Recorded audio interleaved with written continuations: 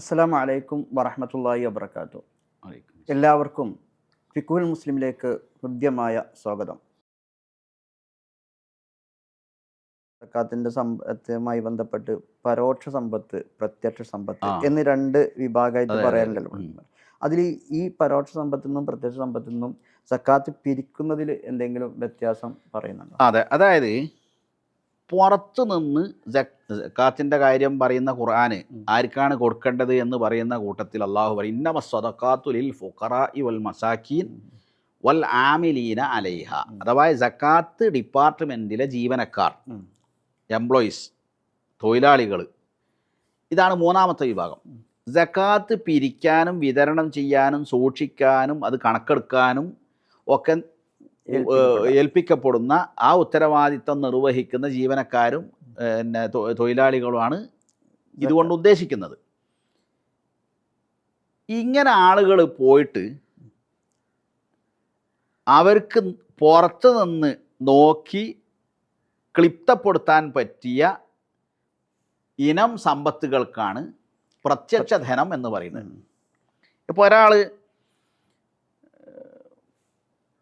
ഒരാളുടെ നിങ്ങൾക്ക് ഈന്തപ്പന കൃഷിയാന്ന് വിചാരിക്കുക. 100 ഈന്തപ്പന ഉണ്ട്, ഓരോന്നും വരും ഇത്ര മതിപ്പ് നോക്കുമ്പോൾ ഇത്ര കിലോ ഈത്തപ്പഴം കിട്ടും എന്ന് ഈ ഉദ്യോഗസ്ഥന് വന്ന് നോക്കിയിട്ട് അതിന് എക്സ്പേർട്ടായ ആളുകളെ ഇതിന് നിയമിക്കാന്നാണ് നിർണ്ണയിക്കാൻ പറ്റും. നിങ്ങൾക്കത് നിഷേധിക്കാൻ കഴിയില്ല. നിങ്ങളെ പേരിലുള്ള സ്ഥലമാണ്, നിങ്ങൾ നട്ട് നനച്ചുണ്ടാക്കുന്ന കൃഷിയാണ്, നിങ്ങളുടെ ഈന്തപ്പനയാണ്, അതിൻ്റെ മുകളിൽ ഇത്ര ഉണ്ട് എന്നുള്ളത് മതിപ്പ് കണക്കാക്കിയിട്ട് നിശ്ചയിക്കാൻ പറ്റും. അല്ലെങ്കിൽ നിങ്ങൾ ആടിനെ വളർത്തുന്ന ആളാണ്, ഫാം കാലികളെ, അപ്പോൾ ഒരു 120 ആടുണ്ട്. 120 ആട് ഇങ്ങനെ എണ്ണി വെക്കാൻ പറ്റും. എനിക്കിങ്ങനെ ഒന്ന് എണ്ണി വെക്കാം. ഇതിനാണെന്ത് പറയുക? പ്രത്യക്ഷ അംവാലുൻ വാഹിറ, പ്രത്യക്ഷ ധനം എന്ന് പറയാം. ഇങ്ങനെ പുറത്ത് നിന്നൊരാൾക്ക് വന്ന് നിർണയിച്ച് നിൽക്കാൻ പറ്റുന്ന, അപ്പോൾ ഉദ്യോഗസ്ഥന്മാർക്ക് ഇതേ പറ്റുള്ളൂ, ഇങ്ങനെ നിർണ്ണയിക്കാനേ പറ്റുള്ളൂ. അല്ല, ഇങ്ങനെയുള്ള സമ്പത്തിനെ അവർക്ക് നിർണ്ണയിക്കാൻ പറ്റുള്ളൂ. അതേസമയം നിങ്ങളെ അക്കൗണ്ടിൽ എത്ര പൈസ ഉണ്ട് അത് എനിക്ക് പുറത്തുനിന്ന് ഒരാൾക്ക് നിർണ്ണയിക്കാൻ പറ്റും. അവർക്ക് അറിയില്ല. അതിന് ബാങ്ക് മാനേജറിലൊക്കെ കണ്ടിട്ടൊക്കെ കണ്ടെത്തിയെന്ന് തന്നെ വെക്കുക. പക്ഷേ അത് മുഴുവൻ നിങ്ങളുടെ തന്നെയാണോ? നിങ്ങളെ പേരിൽ നിങ്ങളെ സുഹൃത്തോ ഭാര്യയോ മറ്റാരെങ്കിലും അവരും കൂടി നിങ്ങൾ തന്നിട്ട് വെച്ചതാണോ? ഇതൊന്നും പറയാൻ പറ്റില്ല. ഇങ്ങനെയുള്ള നിങ്ങളുടെ കച്ചവടത്തിൻ്റെ ലാഭം എത്ര ഉണ്ട്, അത് ലാഭം തന്നെയാണോ നട്ടാണോ, ഇതൊക്കെ നിങ്ങൾക്കും അങ്ങനെ നിങ്ങൾ ആരോടെങ്കിലും പറഞ്ഞിട്ടുണ്ടെങ്കിൽ ഓൽക്കും മാത്രമേ മനസ്സിലാവുള്ളൂ. അതാണ് എന്ത് പറയുന്നത്, പരോക്ഷമായ ധനം എന്ന് പറയുന്നത്. ഇതിങ്ങനെ വേർതിരിക്കാൻ കാരണം എന്താ അറിയോ? ഉദ്യോഗസ്ഥന്മാർ സക്കാത്ത് കൂട്ടാക്കാത്ത ആളിൽ നിന്ന് പിടിച്ചെടുക്കണം എന്നാ. സക്കാത്ത് കൊടുക്കാൻ വിസമ്മതിക്കുന്ന ആളുകളിൽ നിന്ന് ശിക്ഷാ നടപടി വരെ സ്വീകരിക്കാം, അവരെ പിടിച്ചെടുക്കണം.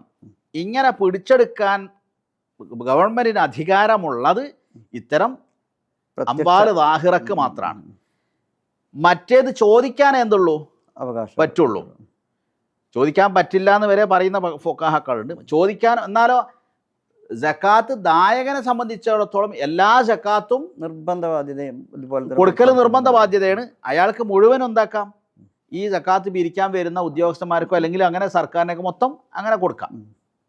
ശരി. അപ്പോൾ അത് സക്കാത്ത് കൊടുക്കുന്ന ഒരാളെ സംബന്ധിച്ചിടത്തോളം നേരത്തെ പറഞ്ഞ പോലെയുള്ള നിബന്ധനകൾ ഇല്ലല്ലോ, പ്രത്യക്ഷം പരോക്ഷം എന്നുള്ളതൊന്നുമില്ല. അവരുടെ സമ്പത്ത് എന്നുള്ള. അതെ, അയാൾക്ക് വേണമെങ്കിൽ പറ്റിക്കാൻ പറ്റിയ എവിടെയാണ് പരോക്ഷ ധനത്തിന് സക്കാത്തൊന്നും ഇല്ല, എനിക്ക് സക്കാത്തൊന്നും കൊടുക്കേണ്ടില്ല എന്നൊക്കെ കള്ളം പറയാം. അത് അള്ളാഹുവിൻ്റെ മുമ്പിൽ അയാൾ രക്ഷപ്പെടൂല. പിന്നെ അതേപോലെ തന്നെ ഈ സക്കാത്തിൻ്റെ കാര്യത്തിൽ എപ്പോഴും പറയും, കണക്കാക്കുന്നതുമായി ബന്ധപ്പെട്ട് സ്വർണ്ണമാണ് അതിന് മാനദണ്ഡം വെക്കേണ്ടത്, അതല്ല വെള്ളിയാണ് എന്ന് പറയുന്നത്. ഇപ്പോൾ ഇത്തെ സാഹചര്യം വെച്ച് പറയുകയാണെങ്കിൽ സ്വർണവും വെള്ളിയൊക്കെ വലിയ വ്യത്യാസമുണ്ട്, ഭയങ്കര വ്യത്യാസമുണ്ട്. അപ്പോൾ അതിൽ എന്താണ് നമുക്ക് സ്വീകരിക്കാൻ പറ്റുക? ഇതിൽ പിന്നെ 2 വീക്ഷണമാണ് ഫുഖഹാക്കൾക്കിടയിൽ ഉള്ളത്. ഈ തർക്കം വരാനുള്ള കാരണം സ്വർണത്തിൻ്റെയും വെള്ളിയുടെയും വിലയിലുണ്ടായ ഭീമമായ അന്തരാണ്. നബി സല്ലല്ലാഹു അലൈഹി വസല്ലമയുടെ കാലത്ത് 200 ദിർഹം എന്ന് പറഞ്ഞാലും 20 ദീനാർ എന്ന് പറഞ്ഞാലും ഒരേ വാല്യൂ ആണ്. നിങ്ങൾ പറയാം എൻ്റെ കയ്യിൽ 200 ദിർഹമാണ് എൻ്റെ പൈസയായിട്ട്.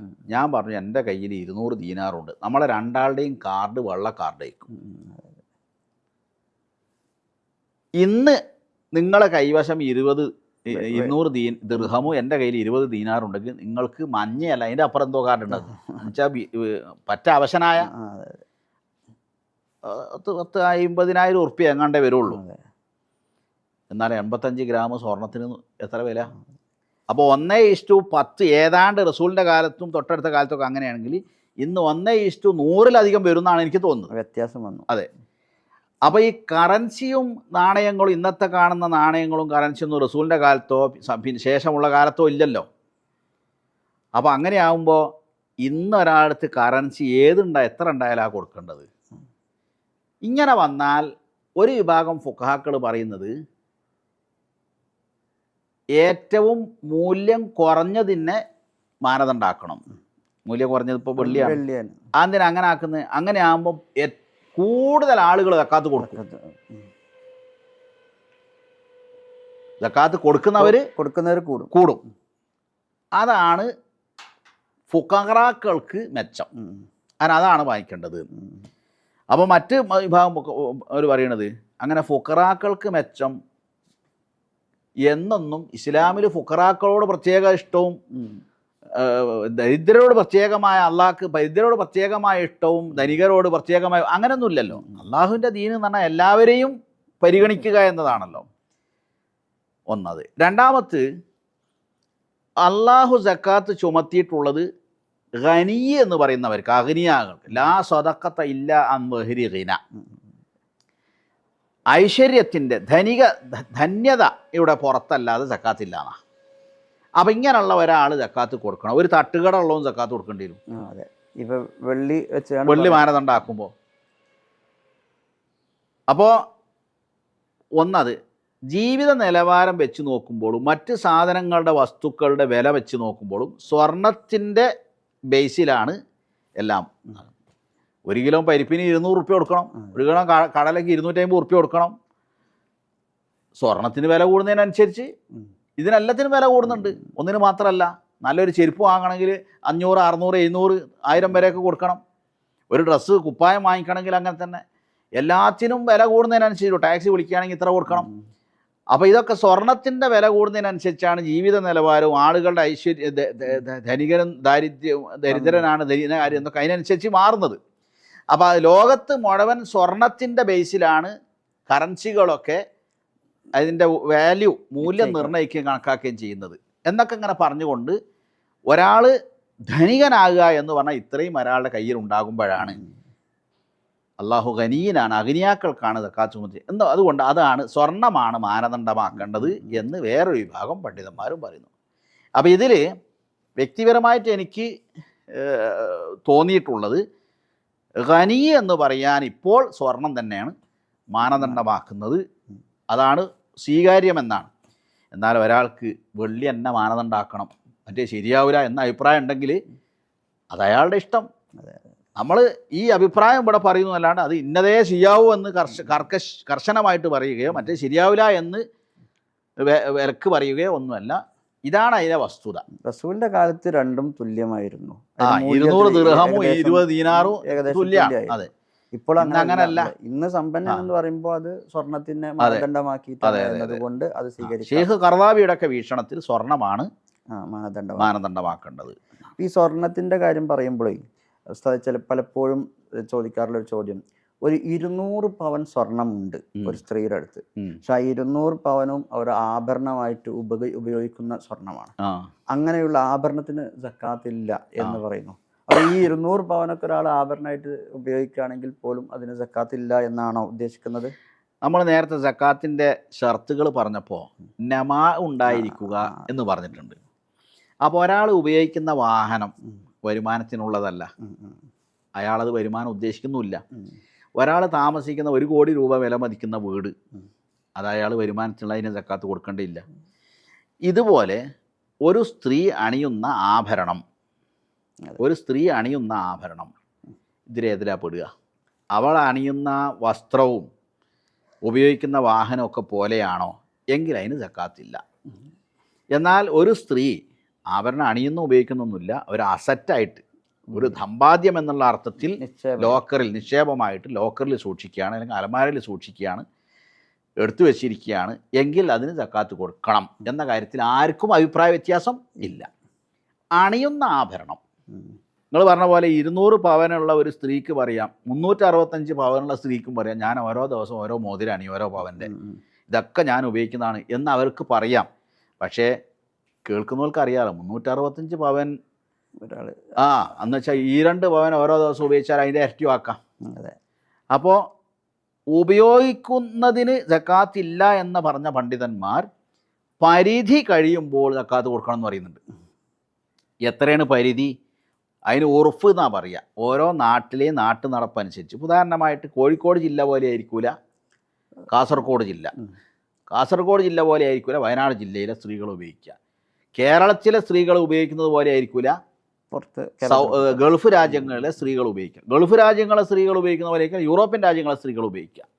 അപ്പോൾ ഒരു സ്ത്രീ ഉപയോഗിക്കുമ്പോൾ അത് ധൂർത്തോ ദുർവ്യയമോ ആണെന്ന് പറയാത്ത പരിധിയിൽ ഉപയോഗിക്കുന്നത് അതിന് സക്കാത്തില്ല എന്നാണ്.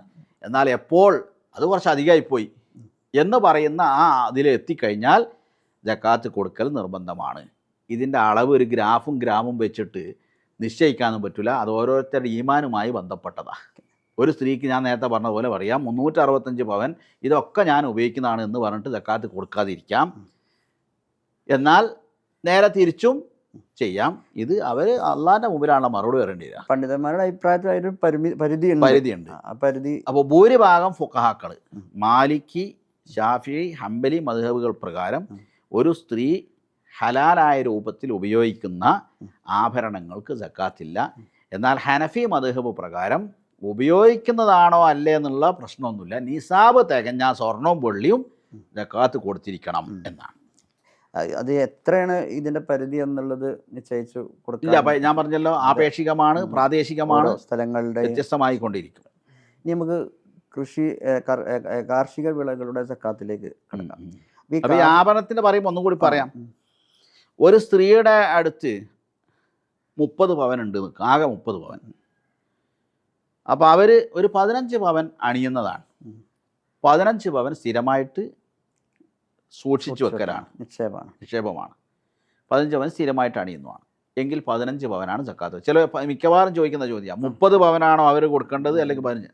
ഉപയോഗിക്കുന്നതാണ് മാറ്റി വെച്ചിട്ട് ബാക്കിയുള്ളതിനെ സക്കാത്ത് കൊടുക്കേണ്ടതുള്ളൂ. ഇനി ആകെ ഒരു സ്ത്രീയുടെ അടുത്ത് 20 പവനേ ഉള്ളൂ എന്ന് വിചാരിക്കുക, 5 പവനേ ഉപയോഗിക്കുന്നുള്ളൂ, ബാക്കിയൊക്കെ ഒരു അസറ്റ് ആയിട്ട് എടുത്തു വെച്ച് സമ്പാദ്യം നിക്ഷേപം എന്നുള്ള അർത്ഥത്തിൽ എങ്കിൽ ആ 15 പവന് അവർ സക്കാത്ത് കൊടുക്കണം. ആകെ ഒരു സ്ത്രീ എടുത്ത് 15 പവനേ ഉള്ളൂ, അത് മുഴുവനും വളയും മാലയൊക്കെ ആയിട്ട് അവർ ഉപയോഗിക്കുന്നത് തന്നെയാണ്, ഉപയോഗിക്കാനുള്ളതാണ് എന്നുള്ള അർത്ഥത്തിൽ എങ്കിൽ അവർ സക്കാത്ത് തന്നെ കൊടുക്കണ്ട. പക്ഷേ 100, 200 പവനൊക്കെ ഉപയോഗിക്കുന്നതെന്ന് പറയുമ്പോൾ ആ പറയുന്ന ആളുകളും ഒന്ന് ചിന്തിക്കേണ്ടത് തന്നെയാണ്.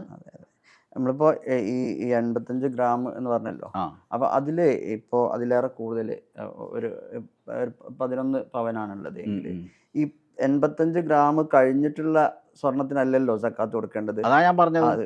അതായത് പിന്നെ ഉപയോഗിക്കുന്നത് സക്കാത്തുമായിട്ട് ബന്ധമേ ഇല്ല. അതിൽ നിക്ഷേപത്തിന്റെ കാര്യമാണ് ചോദിക്കുന്നത്. നിക്ഷേപമായിട്ടുള്ള സ്വർണം തന്നെ, നിക്ഷേപമായിട്ടുള്ള സ്വർണം ഒരു ആകെ 20 പവൻ കൊടുക്കണം. അതായത് ഈ അതിൽ കഴിച്ചിട്ടല്ല, മൊത്തത്തിലാണ് കൊടുക്കേണ്ടത്. അതെ അതെ. എന്ന് വെച്ചാൽ ഒരു വാപ്പ മോളെ കെട്ടിക്കാൻ വേണ്ടിയിട്ട് ആകെ 10 പവനേ ഉള്ളൂ എന്ന് ചോദിക്കാൻ, അല്ലെങ്കിൽ 10 പവൻ തന്നെ വീണ്ടും നമ്മൾ പറയുന്നത് നേരത്തെ പറഞ്ഞ തിരുത്തിക്കൊണ്ടാണ്. അതായത് 85 ഗ്രാം ആകെ ഒരു വാപ്പ മോളെ കെട്ടിക്കുമ്പോൾ കൊടുക്കാൻ, ഇങ്ങനെ ആ 85 പവന് കൊടുക്കണം, 2.5%. ഇനി നമുക്ക് 85 ഗ്രാം. ഇനി നമുക്ക് അതിൽ കാർഷിക വിളകളുടെ സക്കാത്തിലേക്ക് കിടക്കാം. ഈ കാർഷിക വിളകളുടെ പ്രത്യേകത ഓരോന്നിനും ഓരോ രീതിയിലുള്ള ചെലവാണ് കൃഷി നടത്താൻ. അപ്പം അതിൻ്റെ കാർഷിക വിളകൾക്ക് സക്കാത്ത് ബാധകമാവുന്ന ഏത് രീതിയിലാണ്, ഏത് മാനദണ്ഡം വെച്ചുകൊണ്ടാണ്? കാർഷിക വിളകൾ നബി സല്ലല്ലാഹു അലൈഹി വസല്ലമയുടെ കാലത്ത് സക്കാത്ത് വസൂലാക്കിയിരുന്ന കാർഷിക വിളകളുണ്ട്, വസൂലാക്കാത്ത കാർഷിക വിളകളുണ്ട്. നബി സല്ലല്ലാഹു അലൈഹി വസല്ലമയുടെ കാലത്ത് പച്ചക്കറികൾക്ക്, അതേപോലെ തന്നെ ജെയ്ത്തൂന്, ഇതിനൊന്നും സക്കാത്ത് ബാധകമാക്കിയിട്ടില്ല, സക്കാത്ത് വേണമെന്ന് പറഞ്ഞിട്ടുമില്ല.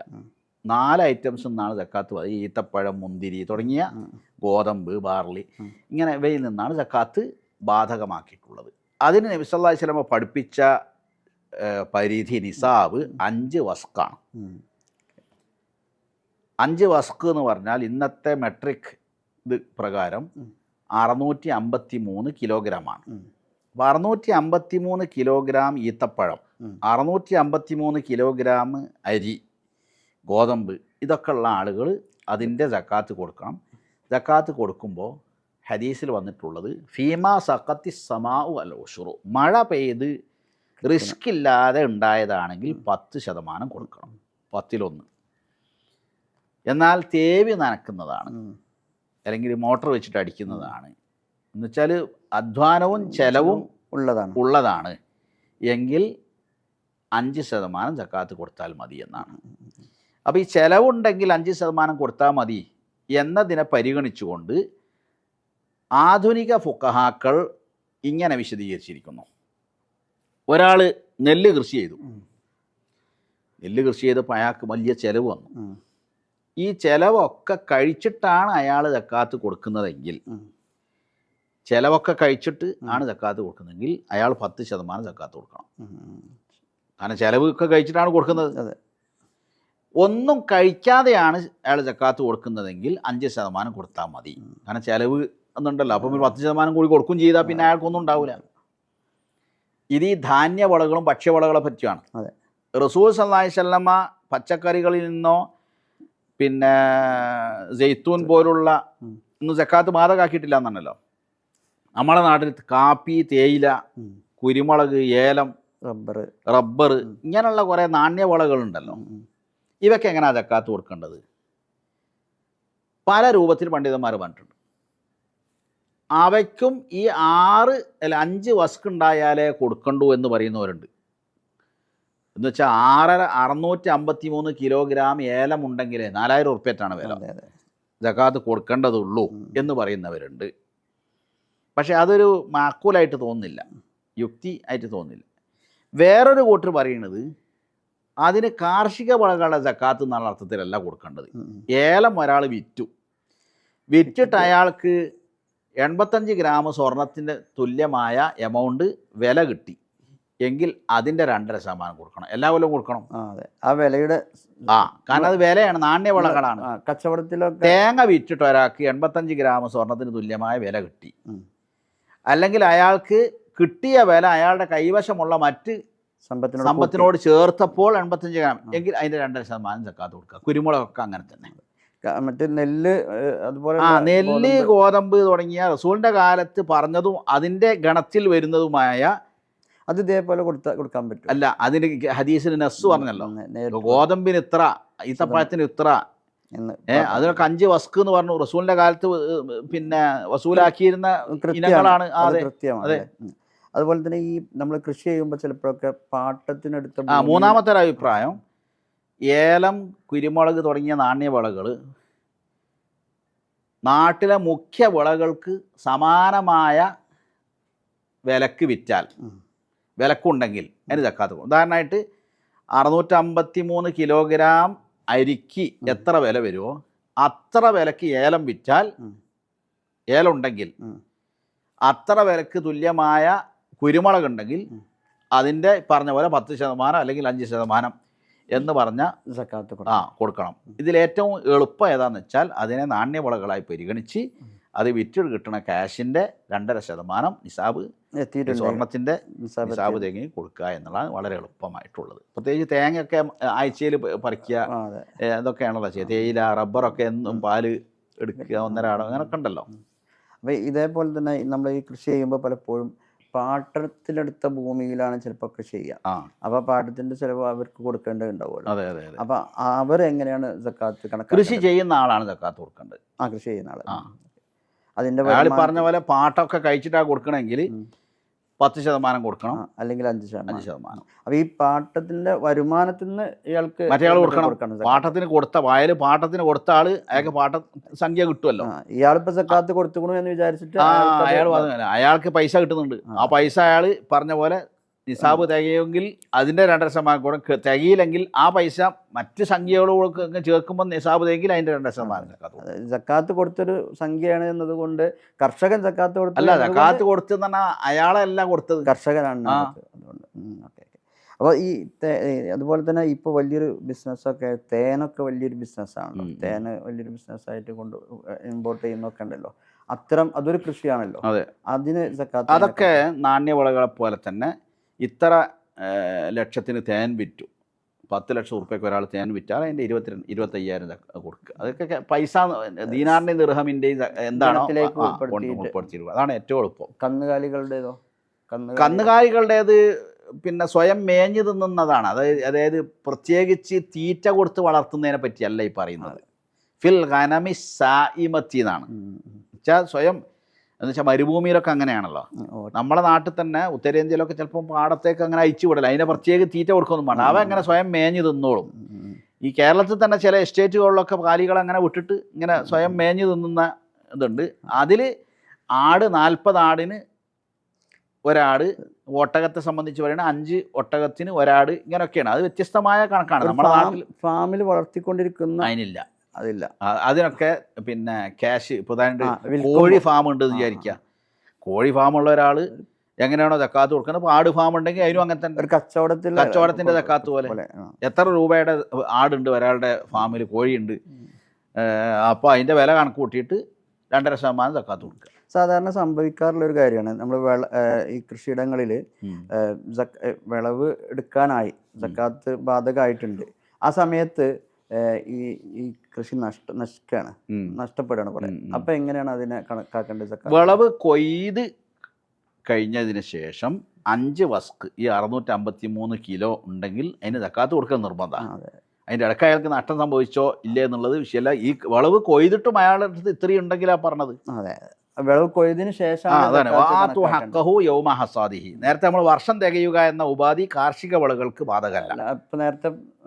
നേരത്തെ മൊത്തം പൊതുവായിട്ടുള്ള ഷർത്തുകൾ പറഞ്ഞപ്പോൾ വർഷം പൂർത്തിയാകുക എന്ന് പറഞ്ഞിട്ടുണ്ടല്ലോ. കാർഷിക വിളകൾ അല്ലെങ്കിൽ ചേച്ചി ഇപ്പം ധാന്യ വിളകൾ ഉണ്ടല്ലോ, അരി, പിന്നെ ഗോതമ്പ്, ഈത്തപ്പഴം, അതിനെപ്പറ്റി ഖുർആൻ തന്നെ അള്ളാഹു വ്യക്തമായി പറഞ്ഞ വാത്തു ഹക്കഹു യൗമ ഹസാദിഹി. വിളവ് കൊയ്താലാണ് അതിൻ്റെ സക്കാത്ത്. ഒരു വർഷം 2 വിളവ് എടുക്കുന്നുണ്ടാവും. കപ്പ കൃഷിയൊക്കെ അങ്ങനെയാണ്, നെല്ല് കൃഷിയും അങ്ങനെ തന്നെ 2, 3 എടുക്കുന്നുണ്ട്. അപ്പോൾ വിളവ് കൊയ്യുമ്പോഴാണ് അതിൻ്റെ സക്കാത്ത് കൊടുക്കുന്നത്. എപ്പോഴാണ് വിളവെടുക്കുന്നത്? വർഷം പൂർത്തിയാകുന്നുള്ള നിബന്ധനയില്ല. അതിന് ഒരിക്കൽ കൊടുത്താൽ പിന്നെ കൊടുക്കും വേണ്ട.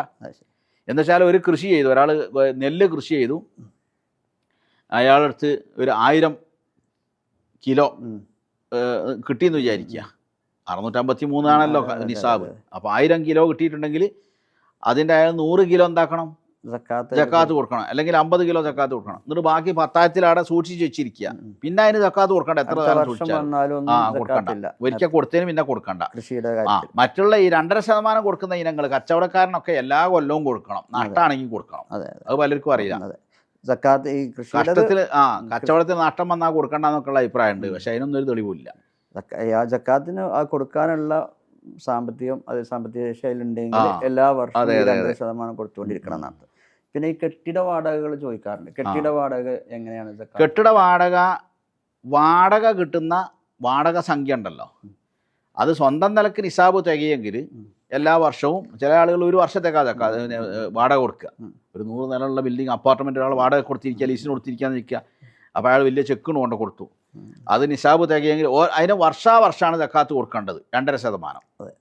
അതേസമയം സ്വന്തം നിലക്ക് തികയില്ല, വാഹനം ഉണ്ട് ഒരാൾക്ക് വാടകയ്ക്ക് കൊടുന്ന, അല്ലെങ്കിൽ ബിൽഡിംഗ് ഉണ്ട്, കോട്ടേഴ്സ് ഉണ്ട്, അതിൽ നിന്നൊക്കെ കിട്ടുന്ന വരുമാനം സ്വന്തം നിലക്ക് നിസാബ് തികയില്ല. എന്നാൽ ഇയാൾക്ക് വേറെ വരുമാനമുണ്ട്, അല്ലെങ്കിൽ ഇയാൾ ബാങ്ക് ഡെപ്പോ ബാലൻസ് ഉണ്ട്, അതൊക്കെ കൂടി ചേർക്കുമ്പോൾ നിസാബ് തികയെങ്കിൽ 2.5% സക്കാത്ത് കൊടുക്കുക. ആകെ ഇതേ ഉള്ളൂ, ഇതിന് നിസാബ് തികയുന്നുമില്ല എങ്കിൽ സക്കാത്ത് കൊടുക്കേണ്ടിയില്ല. അതുപോലെ തന്നെ ഇപ്പോൾ പലപ്പോഴും പലരും ചോദിക്കാറുള്ളൊരു ചോദ്യമാണ് നമ്മുടെ ശമ്പളത്തിൻ്റെ സക്കാത്ത്. അതെങ്ങനെയാണ് കണക്കാക്കേണ്ടത് എന്നുള്ളത് വളരെ പ്രധാനപ്പെട്ട ഒരു ചോദ്യമാണ്. അത് അറിയേണ്ട എന്താണെന്ന് വെച്ചാൽ ഈ വർഷം പൂർത്തിയാവുക എന്ന ഒരു വിഷയവും ശമ്പളത്തിൻ്റെ ഇതുണ്ട്. ഇപ്പോൾ ഉദാഹരണമായിട്ട് മാസത്തിൽ ശമ്പളം വാങ്ങുന്ന ഒരാൾ 2 ലക്ഷം വാങ്ങുന്ന ഒരാളാണ്, ഒരു ഉദ്യോഗസ്ഥനാണെന്ന് വിചാരിക്കുക. 2 ലക്ഷം നിസാബ് തികയില്ല, നേരത്തെ പറഞ്ഞനുസരിച്ച്. പിറ്റത്തെ മാസവും തികയില്ല. 3-ാമത്തെ മാസം 6 ലക്ഷം അയാളത്തിന് അപ്പോൾ നിസാബ് തികയെന്ന് വിചാരിക്കുക. അപ്പോൾ ഈ 6 ലക്ഷം അയാളുടെ കൈവശം വരുന്നത് എപ്പോഴാണോ, ഈ വരുന്നൊക്കെ ചിലവായി പോയാൽ 3-ാമത്തെ മാസവും തികയില്ല, നിസാബ് തികയില്ല. അത് ഇത്രയേ ഉള്ളൂ. നിസാബ് തികയുന്നത് മുതൽ അയാൾ വർഷം ആരംഭിക്കണം, സക്കാത്ത് വർഷം ആരംഭിക്കണം. ഒരാൾ ജോലിയിൽ ശമ്പളം വാങ്ങി തുടങ്ങി 6-ാം മാസമാണ് അയാൾക്ക് നിസാബ് തികയുന്ന എമൗണ്ട്, അപ്പോൾ അയാൾ അത് കുറിച്ച് വെക്കണം ആ ഡേറ്റ്. പിന്നെ ഒരു വർഷം കഴിയുമ്പോൾ, ചാന്ദ്രവർഷമാണ്, ഒരു വർഷം കഴിയുമ്പോൾ അയാളുടെ കൈവശമുള്ളത് ഇത്രയും നോക്കുക. ഒന്നുകിൽ കൂടിയിട്ടുണ്ടാവും അല്ലെങ്കിൽ കുറഞ്ഞിട്ടുണ്ടാവും. നിസാബിൽ താഴെയാണെങ്കിൽ സക്കാത്തിനെ പറ്റി ചിന്തിക്കണ്ട. കൂടിയിട്ടുണ്ടെങ്കിൽ ആ കൂടിയതിന് ഒരു വർഷം പൂർത്തിയായിട്ടുണ്ടാവില്ല. പക്ഷേ ഫുഖഹാക്കൾ പറയും, ആധുനിക ഫുഖഹാക്കൾ പറയുന്നത് അത് നോക്കണ്ട, അസിലിന് വർഷം പൂർത്തിയായല്ലോ. 6 ലക്ഷം മാർച്ച് മാസത്തിൽ കൈവശമുള്ള ഒരാൾ പിറ്റേത്തെ കൊല്ലം ഏപ്രിൽ 1 ആകുമ്പോൾ അയാൾക്ക് 10 ലക്ഷം ഉണ്ടെന്ന് വിചാരിക്കുക. അപ്പോൾ അയാൾ 6-ന് കൊടുത്താൽ മതിയോ 10-ന് കൊടുത്താൽ മതിയോ? 10-ന് കൊടുക്കുക എന്നുള്ളതാണ് സൂക്ഷ്മത. പിറ്റേത്തെ കൊല്ലവും അങ്ങനെ തന്നെ. 6-നേക്കാൾ കുറഞ്ഞിട്ടുണ്ടെങ്കിൽ കൊടുക്കുകയും വേണ്ട. ഇതിൽ ഫുഖഹാക്കൾ പറയുന്നത് 6-ന് കൊടുത്താൽ മതി എന്നാണ് ഒരു വിഭാഗം. പക്ഷേ ആധുനിക ഫുഖഹാക്കൾ പറയുന്നത് ശമ്പളക്കാർ എപ്പോഴും നല്ലത് വർഷം പൂർത്തിയാകുമ്പോൾ എത്രയാണോ എമൗണ്ട് ഉള്ളത്, നിസാബ് തികഞ്ഞത് മുതൽ മേലോട്ടുള്ളതും ഉണ്ടെങ്കിലും മൊത്തിച്ച് ഒരു വർഷം തികയുമ്പോൾ മൊത്തം ആ കയ്യിലുള്ളതിൻ്റെ മൊത്തം എല്ലാ യൂണിറ്റിനും വർഷം തികയില്ല. ഡിസംബറിൽ വാങ്ങിയതും ഉണ്ടാവും, ചിലപ്പോൾ തൊട്ട് മുമ്പത്തെ മാസം വാങ്ങിയുണ്ടാവും. പക്ഷെ അത് അതിന് വർഷം പൂർത്തിയാവും നോക്കണ്ട. കച്ചവടക്കാരെ പോലെ, കച്ചവടക്കാരനെ ഇന്നാണ് സക്കാത്ത് കൊടുക്കുന്നെങ്കിൽ ഇന്നലെ വിറ്റിട്ട് കിട്ടിയ ലാഭവും കൂടി ചേർത്തിട്ട് കൊടുക്കണം. അതുപോലെ ചെയ്യണമെന്നാണ്. അതാണ് എളുപ്പം. അതാണ് ഇപ്പം അങ്ങനെയാകുമ്പോൾ കൊല്ലത്തിൽ ഒരു ഫിക്സഡ് ടൈം ഉണ്ടാവും. അതാണ് ഏറ്റവും കച്ചവടത്തിനും അങ്ങനെ തന്നെയാണ് അല്ലേ. ഇന്നിപ്പോൾ നമ്മൾ ലാസ്റ്റ് ഇന്ന് കൊടുത്തിട്ടുള്ള ലാഭം, അതെ, സ്റ്റോക്ക് എടുക്കുമ്പോൾ ഇന്നാണ് സ്റ്റോക്ക് എടുക്കുന്നതെങ്കിൽ ഇന്നലെ വിറ്റ് അല്ലെങ്കിൽ ഇന്ന് രാവിലെ വിറ്റത് അതും കൂടി ചേർത്തിട്ടാണ് സക്കാത്ത് കൊടുക്കുന്നത്. അപ്പം അതുപോലെ തന്നെ നമ്മുടെ ഇപ്പോൾ പറയാനുള്ള ഈ ശമ്പളം വാങ്ങുന്ന ആളുകൾക്ക് പലപ്പോഴും PF ഒരുപാട് സംഖ്യ നിക്ഷേപിക്കപ്പെടാറുണ്ട്. ആ PF സംഖ്യക്ക് എങ്ങനെയാണ് സക്കാത്ത്? PF പലരും സക്കാത്ത് കൊടുക്കുന്ന പലരും ശ്രദ്ധിക്കാത്തൊരു വിഷയമാണ്. PF 2 രൂപത്തിൽ ഉള്ള എമൗണ്ട് ഉണ്ടാവും. നിശ്ചിത പെർസെൻറ്റേജ് സർവീസ് നിന്ന് പിരിയുമ്പോൾ കിട്ടും. എനിക്കൊന്ന് 25% എന്നാണ്. 10 ലക്ഷം രൂപ ഒരാളുടെ PF ഉണ്ടെന്ന് വിചാരിക്കുക എങ്കിൽ 7.5 ലക്ഷം അയാൾക്ക് പിൻവലിക്കാം. അപ്പോൾ അയാൾ സക്കാത്ത് കൊടുക്കേണ്ടത് എല്ലാ വർഷവും ഈ പിൻവലിക്കാവുന്ന എമൗണ്ടിന് അയാൾ കൊടുക്കണം. അയാളെ കൈവശം ഇല്ലെങ്കിലും അത് പോക്കറ്റിലുള്ള പൈസ പോലെ അത്രയും സേഫാണ്. എന്നാൽ 25% സർവീസിൽ നിന്ന് പിരിയുമ്പോഴേ കിട്ടുള്ളൂ. എപ്പോഴാണോ അത് കിട്ടുന്നത് അപ്പോൾ അതിൻ്റെ സക്കാത്ത് കൊടുത്താൽ മതി. അപ്പോൾ ഒരാൾ ശമ്പളത്തിൻ്റെ സക്കാത്ത് കണക്ക് കൂട്ടുമ്പോൾ PF കൂടി ടോട്ടൽ കൂട്ടണ്ട, അതിൻ്റെ എത്രയാണോ അയാൾക്ക് പിൻവലിക്കാവുന്നത് ആ എമൗണ്ട് കൂടി ആഡ് ചെയ്തിട്ട് അതിൻ്റെ 2% നേരത്തെ പറഞ്ഞ പോലെ പൂർണ്ണമായ മിൽക്കിയത്തുള്ള ഒരു ബാങ്കിലിട്ട പോലെ എപ്പോൾ വേണമെങ്കിലും പിൻവലിക്കാം. അതുപോലെ ബാങ്കിലുള്ള ഡെപ്പോസിറ്റ് ഉണ്ടാവുമല്ലോ ആളുകൾക്ക്, അതിൻ്റെ സക്കാത്ത് ഇതുപോലെ തന്നെ ബാങ്കിൽ ഡെപ്പോസിറ്റ് ഇട്ടത് അത് പിന്നെ സേവിങ്സ് ആയാലും ശരി കറണ്ട് ആയാലും ശരി നമ്മളുടെ സ്വന്തം ക്യാഷ് ആണെങ്കിൽ നിസാബ് തികയെങ്കിൽ സ്വന്തം നിലയ്ക്ക് നിസാബ് തികയെങ്കിൽ അതിൻ്റെ 2% കൊടുക്കുക. ഇനി ആ എമൗണ്ട് നമ്മളെ കൈവശമുള്ള എമൗണ്ടിൻ്റെ കൂടെ ചേർക്കുമ്പോഴാണ് നിസാബ് തികയുന്നതെങ്കിൽ അതിൻ്റെ 2% കൊടുക്കുക. ഇനി സ്വന്തം കൈവശമല്ല, വേറൊരു ബിസിനസ് സ്ഥാപനമുണ്ട്, അതിൻ്റെ സ്റ്റോക്കൊക്കെ എടുത്തപ്പോൾ അതിൻ്റെ സ്റ്റോക്ക് എടുത്ത തുക ആ എമൗണ്ടിൻ്റെ കൂടെ എത്ര എമൗണ്ട് ഉണ്ടാവോ അതിൻ്റെ കൂടെ ഇത് ചേർത്താലാണ് നിസാബ് തികയെങ്കിൽ എന്തായിരുന്നാലും അങ്ങനെ എല്ലാത്തിനും കൂടി കൂട്ടിയിട്ട് 2% സക്കാത്ത് കൊടുക്കും. അതുപോലെ തന്നെ നമ്മൾ ഈ ബാങ്കിലെ ഡെപ്പോസിറ്റിൻ്റെ കാര്യം പറഞ്ഞല്ലോ, അതൊരുപാട് വർഷം ഒരുപാട് വർഷം കഴിഞ്ഞിട്ടാണ് അതിൻ്റെ പലിശ നോക്കുന്നത്. ഒരു വിട്ടുപോയി അങ്ങനെ പോയി അവസാനം പലിശനെ നോക്കുമ്പോൾ തന്നെ അയാൾക്ക് സക്കാത്ത് കൊടുക്കാനുള്ള ഒരു നിസാബ് എത്തിയിട്ടുണ്ട്. ആ പലിശയുടെ സംഖ്യ മാത്രം അത് ഒഴിവാക്കുകയാണ്. പലിശ ഉദാഹരണമായിട്ട് 1 കോടി ഉറുപ്പ്യ ബാങ്കിലുള്ള ഒരാളെന്ന് വിചാരിക്കുക, ഒരു 10 ലക്ഷം ഉറുപ്പ്യ അയാൾക്ക് പലിശ ഇനത്തിൽ അതിലുണ്ട്. അപ്പോൾ 1 കോടി 10 ലക്ഷത്തിനല്ല അയാൾ സക്കാത്ത് കൊടുക്കണം. 1 കോടിക്ക് 2.5 ലക്ഷം സക്കാത്ത് കൊടുക്കുക. ഈ 10 ലക്ഷം പലിശ അയാൾ ഉപയോഗിക്കാതെ പൂർണ്ണമായിട്ടും അയാളെ കുടുംബമോ അതിൻ്റെ ഗുണഭോക്താവാതെ ഏതെങ്കിലും പൊതുവായ ജീവകാരുണ്യ മനുഷ്യ ജനസേവന ഇതിൽ ഉപയോഗിക്കുകയാണ് വേണ്ടത്. അത് പിന്നെ മൊത്തത്തിൽ ഒഴിവാക്കുകയാണ് വേണ്ടത്. ഒഴിവാക്കുകയാണ് വേണ്ടത്. അതിന്റെ ഈ അതെ കാരണം അതിൽ 2.5 കൊടുത്തോണ്ട് നിക്ഷേപത്തിനുള്ള സക്കാത്ത് അത് അതേപോലെ തന്നെ 2.5% കൊടുക്കണം. പിന്നെ അതേപോലെ തന്നെ ഒരാൾക്ക് സക്കാത്തിന്റെ ഇതിന്റെ ഒരു ഗൗരവമൊന്നും മനസ്സിലാവാതെ 10 വർഷമായിട്ട് അയാളടുത്ത് സക്കാത്ത് കൊടുക്കാനുള്ള നിസാബെത്തിയ സമ്പത്തുണ്ട്. ഒരു 10 വർഷം കഴിഞ്ഞിട്ടാണ് അയാൾക്ക് തോന്നുന്നത് ഇനി സക്കാത്ത് കൊടുത്തിട്ടില്ല കൊടുക്കണം എന്നുള്ളത്. അപ്പൊ ആ സമയത്ത് അയാള് ആ ഒരു വർഷം സക്കാത്താണോ കൊടുക്കേണ്ടത്? ഈ 10 വർഷമായിട്ട് ഉണ്ടെന്ന് അയാൾക്ക് അറിയാം. അപ്പൊ എങ്ങനെ ആ ഒരു വർഷത്തെ സക്കാത്ത് അയാൾ കൊടുക്കണം എന്നത് യാതൊരു തർക്കമില്ല. ബാക്കിയുള്ള 9 വർഷത്തെ സക്കാത്ത് അതും കൊടുക്കൽ നിർബന്ധമാണ്. എങ്ങനെ കൊടുക്കണം? കൃത്യമായി കൊടുക്കുകയാണെങ്കിൽ അയാൾ ഓരോ വർഷവും അയാൾക്ക് എത്ര സക്കാത്ത് ഉണ്ടാവുമെന്ന് കൃത്യമായി കണക്കാക്കാൻ പറ്റില്ലെങ്കിൽ ആവറേജ് കണക്കാക്കിയിട്ട് സക്കാത്ത് കൊടുക്കണം.